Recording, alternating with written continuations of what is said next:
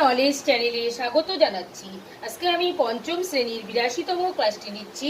আজকের ক্লাসে আমি জ্যামিতি থেকে যে সমস্ত এমসিকিউগুলো আসে পরীক্ষায় সেগুলো নিয়েই ক্লাস নিচ্ছি। তো এখানে আমি 9টি এমসিকিউ নিয়েছি, সেগুলোর একটি একটি করে সমাধান করব। ইটের শীর্ষবিন্দু ও ধার কয়টি? তাহলে ইটের শীর্ষবিন্দু হয়ে যাবে 8টি, শীর্ষবিন্দু 8টি, ধার হচ্ছে 12টি। তাহলে ইটের শীর্ষবিন্দু হচ্ছে 8টি এবং ধার হচ্ছে 12টি। পরবর্তী প্রশ্ন, আয়তঘনের প্রতিটি তল তার পাশের তলের সঙ্গে কত ডিগ্রি কোণে নত থাকে?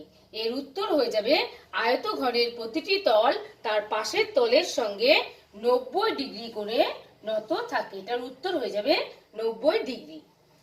3 নম্বর, ঘনকে পাশাপাশি দুটি তল কত ডিগ্রি কোণে নত থাকে?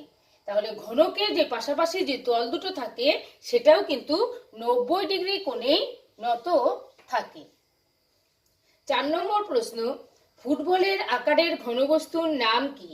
ফুটবলের আকারের যে ঘনবস্তুগুলো হয় তাদেরকে আমরা কি বলি? গোলক বলি। তাদের নাম হচ্ছে গোলক। 5 নম্বর, গোলকের কয়টি মাত্রা? এটার উত্তর হয়ে যাবে একটি মাত্রা। তাহলে গোলকের মাত্রা হচ্ছে একটি। অর্ধেক গোলককে কি বলে? অর্ধেক গোলককে অর্ধগোলক বলে। অর্ধগোলক বলে।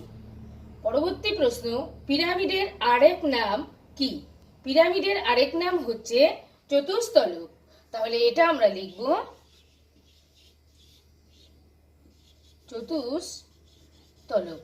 এবার প্রশ্ন, চতুস্তলকের কয়টি তল? এর উত্তর হয়ে যাবে চতুস্তলকের 4টি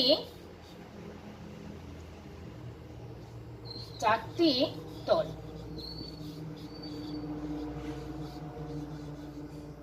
পরবর্তী প্রশ্ন, দুই প্রান্ত ত্রিভুজাকার ও পার্শ্ব তলগুলি আয়তাকার হলে সেই ঘনবস্তুকে কি বলা হয়?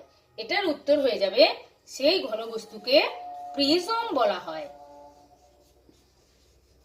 তাহলে দুই প্রান্ত ত্রিভুজাকার ও পার্শ্ব তলগুলি আয়তাকার হলে সেই ঘনবস্তুকে প্রিজম বলা হয়। এই সমস্ত এমসিকিউ গুলো শিশুদেরকে পরীক্ষা করা হয়।